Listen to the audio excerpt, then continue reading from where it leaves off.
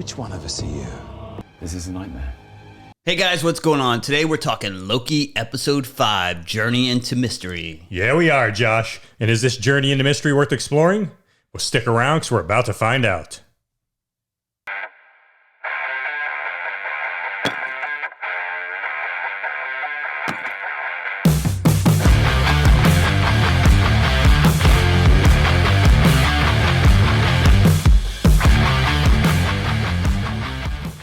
Loki Episode 5. Billy, let's get into this. All right, man, let's do it. So this movie. This movie. You wish it was a movie. Yeah, I wish. This episode picks up exactly where the last one, well, where the end credit scenes left off, right? Loki wakes up. He's surrounded by other Lokis. And, you know, we've got the kid Loki, the classic Loki, the Loki with the hammer, and then you got the alligator, right? Who's like totally not like human at all. He's just straight an alligator with horns on. Yeah, Kid Loki's carrying that guy around a little bit, and sometimes he's walking. Yeah. What's the deal with it? Yeah, sometimes he walks on his own, right? Well, then, so they wake Loki up. Loki follows them to their special little hideout. But it's funny when they're going down into this hideout, right? We get a couple of Easter eggs. You see, first of all, they're just like every layer is just trash, right? There's a lot of like prison serving trees, right? And then you get a Mjolnir. You see a Mjolnir, Thor's hammer, kind of in the ground there. But then you see a T-35 jar. T-365? Thank you. T-365 jar with Throg, which is Frog Thor hopping up and down trying to get out of this thing, right? So you got Frog Thor, which is another Thor variant. I'm guessing that's what T-365 stands for, is maybe Thor variant 365, is stuck in this jar underground and trying to get out. And who knows how many years or decades or centuries he's been there trying to escape. What'd you think about all these variant Lokis? Yeah, man. So linking up with. Well, so that was kind of crazy, right? So they get into the hideout and they're chatting, whatever, and it turns out Kid Loki's kind of the king of the Lokis, right? Or their little group of Lokis here. Well, he's at least the guy on the throne. So. He's the guy, and there's actually a throne in their hideout, right? So they've agreed that Kid Loki's their leader. Well, then Loki's like, hey guys, we got to fight this. And they're like, dude, we've thought of a million different ways. We're all Lokis like you, and there ain't no fighting this, man. We just got to give in because what was that smoke dragon's name? There's a giant smoke dragon, Eliath, that was his name, and like it kills and eats everything, right? Because where they're at is supposedly like it's kind of a void in the end of time, right? So this void in the end of time, this giant smoke dragon eats everything that comes in there. So they're just hiding out the best they can and trying to survive. And he's like, no, man, screw that. If it's alive, then it's got to have a heart and a brain, and we can kill it, right? Let's go, let's do this. And then they just start laughing at him. I don't know if he says heart and brain, but no, he does. He does. Does he? Yeah, he says heart and brain. They start laughing at him. He's like, all right, well, forget you guys. I'm going to go do it myself. So he opens the hatch, climbs up the ladder, and there's like 15, 20 other Lokis just smiling at him, right? So these Lokis come down. Turns out Hammer Loki turned on the kid. One of the Lokis is kind of the leader here. He wants to be the new king, and they just have a giant Loki brawl, right? Well, I tell you, Alligator Loki's my favorite Loki of all. Oh these yeah, clowns. yeah. Well, he got the best hit in, man, on that brawl. He he jumps up on the Loki that wants to be the king and just rips his hand right off, right? And then the dude didn't realize it at first, and he looks Loki at his hands kind of like stunned, like what just happened? Then he looks at his hands gone. He's like, ah! That was a pretty good scene. Yeah. Well, then then Loki, Kid Loki, and classic Loki and Gator kind of escape. Classic Loki creates a little teleport, and they escape back to the surface. And so they're trying to figure out what's happened. So really, that's all we see of the other variant Lokis, right? Just this big Loki brawl. He looks like he shopped at one of those, like, those Halloween stores that pop up. Yeah, classic Loki. yeah, exactly. And we kind of mentioned that last week and made fun of it. So, so that's kind of where the Loki story, our normal Loki is. And then kind of it flashes next to what's going on with Renslayer and with female Loki and how the TVA thing is going on. Of course, where we left off of that, she had just beaten the crap out of Renslayer, kind of taking control, and has Renslayer at a disadvantage, right? So, yeah, and I don't really like that scene because we just saw what happened where essentially Loki was killed, and then they have a conversation, and then Renslayer's like, trust me. And then female Loki's like, yeah, sure. Okay. Right, and I'm like, what? Right, yeah, exactly. Yeah. So they're like trying to pull some, like, Renslayer is trying to say, hey, we'll do teamwork here and let's find out what's going on, because I don't know who the person behind the TVA is either, right? And you can see the look in her face. She totally knows who it is, right? You can tell. I mean, if you're looking at Renslayer, she's got her ulterior agenda. And we kind of find out more about Miss Minutes here and how really she is kind of her own person, right? And has her own kind of thoughts and everything else, because she's kind of like with Renslayer and Loki's trying to get them, the female Loki's trying to get them to tell, to look up the records of the beginning of time and see how that goes, right? And then she's like, well, hey, how about the end of time? And you can see that like Renslayer and Miss Minutes are kind of trying to stall. And then Miss Minutes is like, oh, well, hey, what about that time machine thing? And Renslayer's like, oh, yeah. And then there's some vehicle that can travel. Time vehicle that travel through to the end of time. And then finally Loki figures out they're stalling for time, but by that point it's too late. So, all these other Minutemen run in, so she jumps and hides. And it just leads to her end up just, killing herself. I'm just surprised how gullible female Loki is, where she's like, she hasn't been, trust me. And then she's playing this, like, I don't know what to do card, and acts like she's afraid of everything, even though she just showed strength by killing Loki and all this other stuff. And I can't believe like female Loki would buy into that. Right. Well, and the other, exactly. And, especially when she has not been trusting of anybody, right? And she's lived her life not trusting people, right? Especially TVA people. And now all of a sudden she's going to be like, okay, Renslayer, I'll trust you for a minute here to see if we can, get to the bottom of this. The other odd thing is she prunes herself, right? Mm-hmm. And how do you know that you don't die when you prune yourself? Like Renslayer just lied about a bunch of things, so why would she believe she's telling the truth about that aspect? Right, because Renslayer told her what happens when you prune yourself, that you go to this void, and that's where Loki's at, and maybe Mobius is at, right? So again, like you say, why would she believe that? Well, and then why not prune Renslayer at that point when she figured out she's lying to her again? Why not just prune her and be done with her, instead of, jumping off and hiding, so... None of that made a lot of sense. I thought that was a pretty weak scene. Yeah, it was definitely a weak scene. But, she prunes herself, ends up in this void. She gets attacked by the monster, and then, next thing you know, like a Domino's pizza truck, her car comes up, driving up, and to the rescue. Who is it? It's our buddy Mobius. He's back, right? Mobius is back, which is awesome, right? Because we definitely need some more Mobius. Yep. So he rescues her. They drive off. They meet up with Loki and his buddies. And, of course, they got to come up with, hey, how are we getting out of here, right? What are we going to do? So what'd you think about that smoke dragon thing? Yeah, man, that smoke dragon, they could have done a better job. It looked pretty cool. Yeah. Especially in the beginning where you first see it. It's only on the screen for a couple seconds, but it looks pretty cool with its eyes being red and everything like that. So it looked pretty cool. Yeah, they made it look cool. I just don't know, man. I think it needed more. It just didn't do much, though. Yeah, and I think that void place needed more, right? No, well, the other thing, right? Like, there's no farms here. Everything's void. It's like all decrepit land, like old beat up vehicles laying around and stuff. So how these people that are stranded there eating, man? There's like, I didn't see any food anywhere. I didn't see any of that. So how these people living, Didn't explain how they're living, how they're getting water, how they're getting food, any of that. So that was kind of weird, right? And then the one thing that happened when she was running to get in the car with Mobius, the void, one of his little tentacles touched her, right? Or not the void, but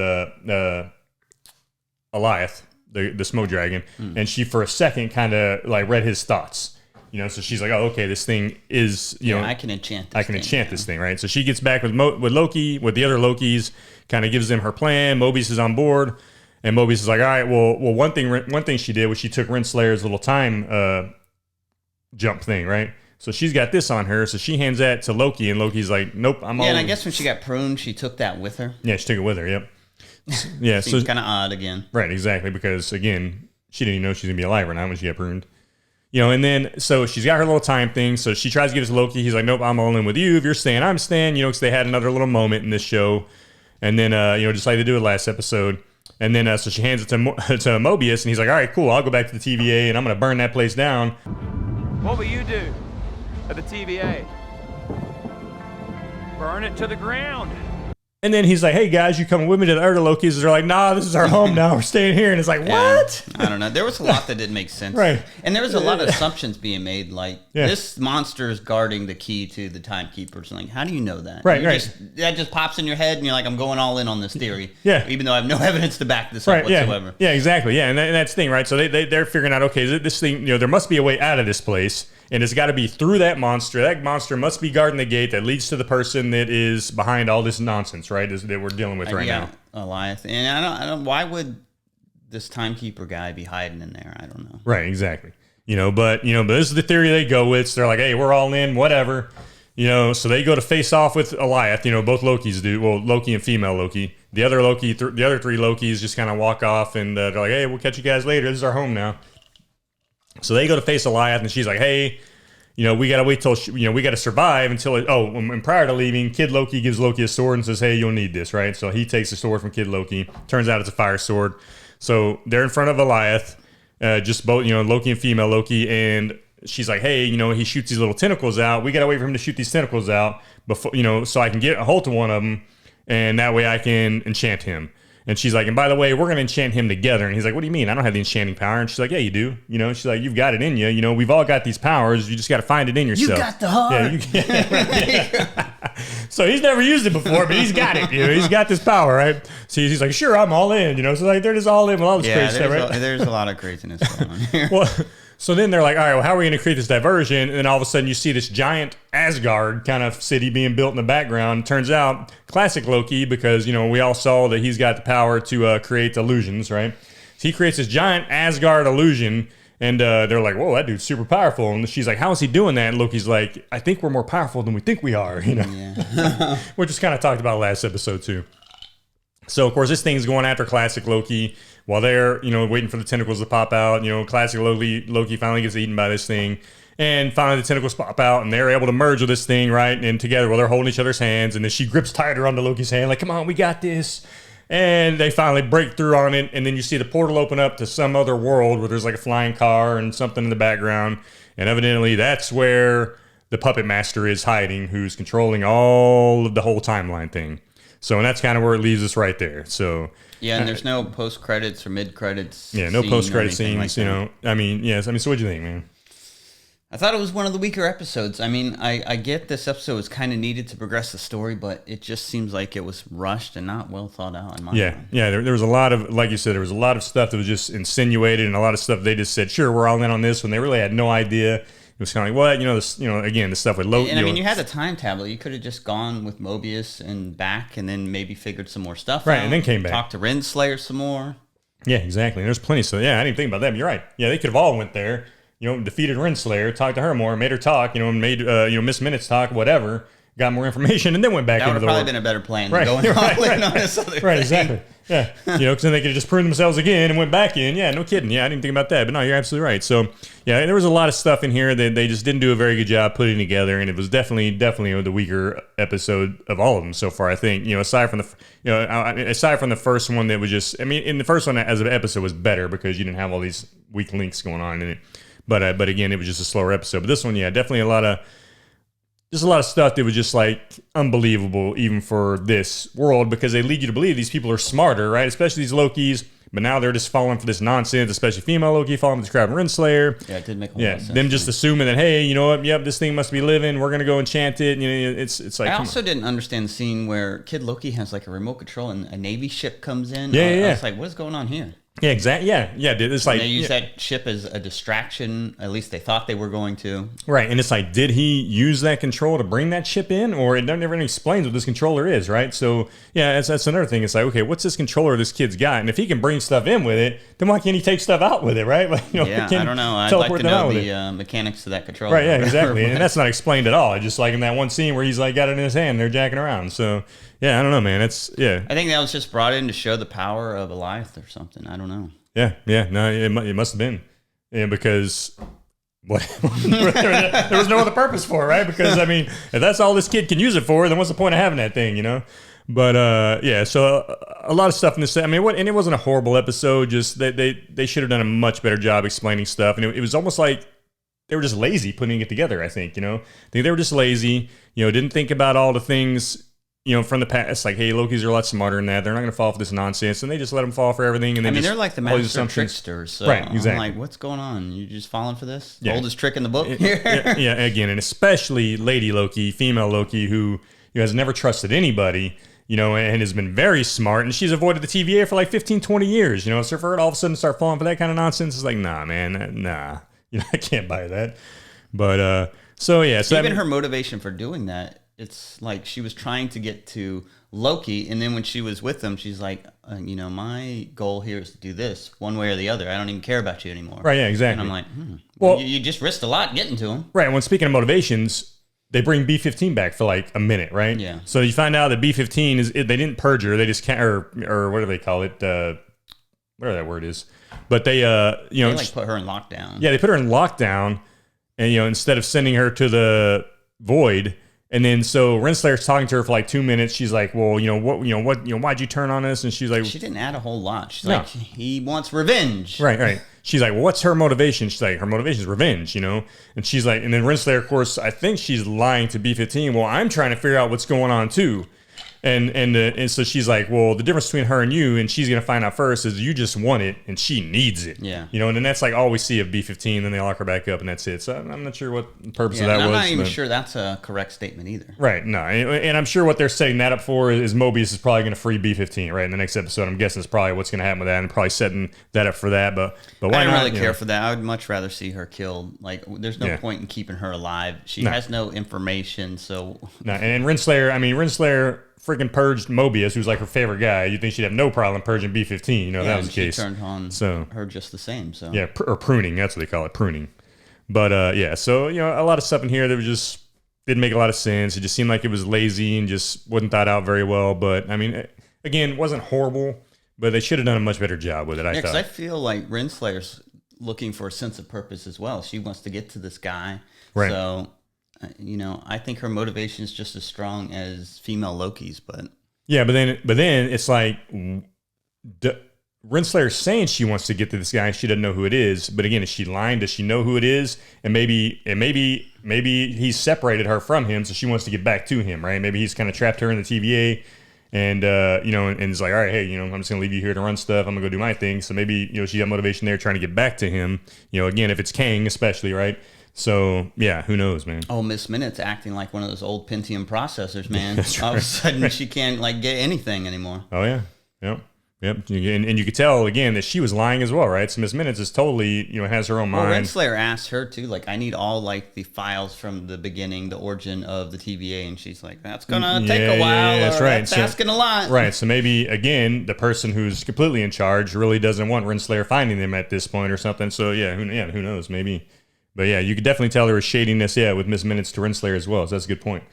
But so again, that was the episode in a nutshell. Could have been better. Well, you brought up the thing about the timeline with the time bombs not being addressed at all either. Yeah, we were talking about that earlier. So whatever happened with the time bombs, right? I mean, they went off. All heck broke loose. They're like, oh, every man on deck. We gotta fix this. Deal. Yeah, and then the episode after that, it's like, okay, case closed, and it's like, whoa, what happened with the time bomb? They didn't even tell us what happened with the time bomb. So if anybody knows what happened to the time bomb, please let us know, because we're still wondering that. They wrapped that thing up, man. They're efficient. Yeah, it's done. They just went in there and took care of it. Yeah, didn't seem like a red alert event to me. Yeah, Renslayer put her Minuteman gear on, and she just took care of it. It was done. Maybe, I don't know. But those time bombs evidently weren't a problem anymore.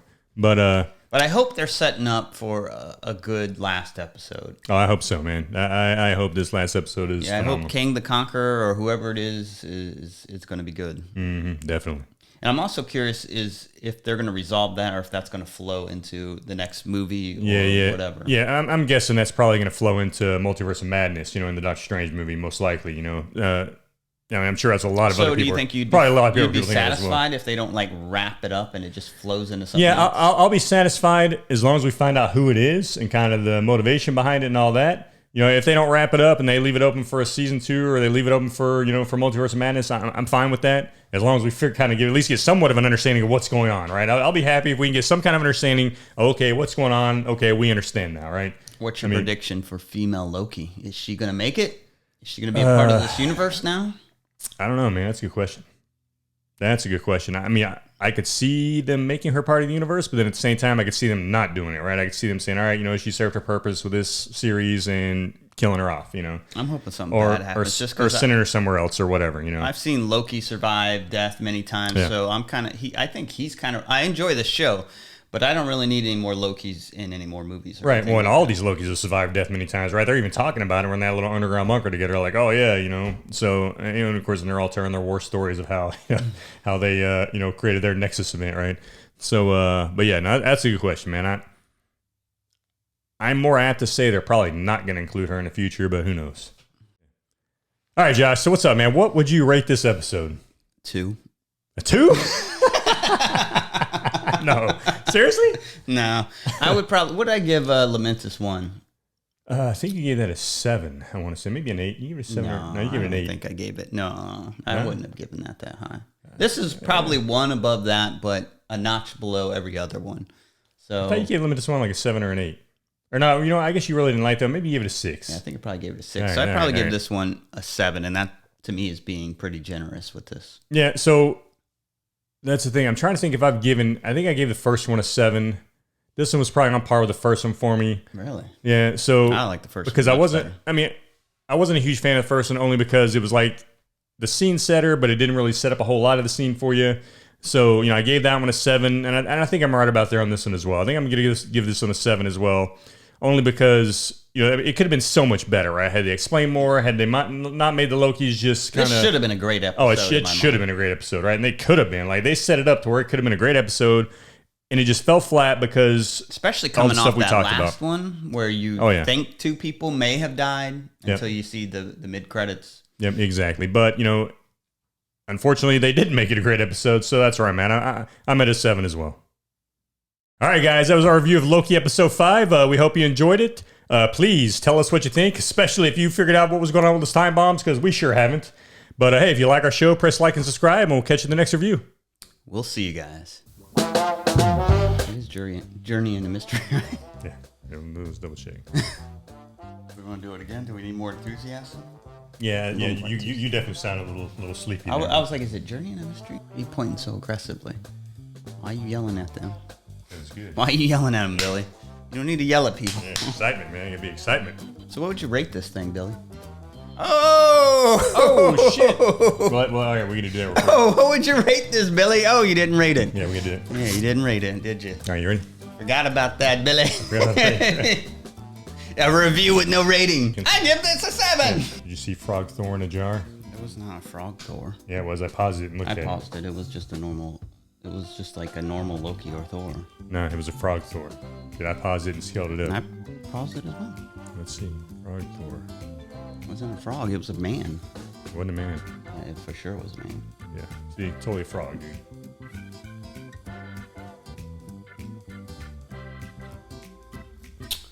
Frog. Yeah, it's a frog. Frog King. Mm-hmm.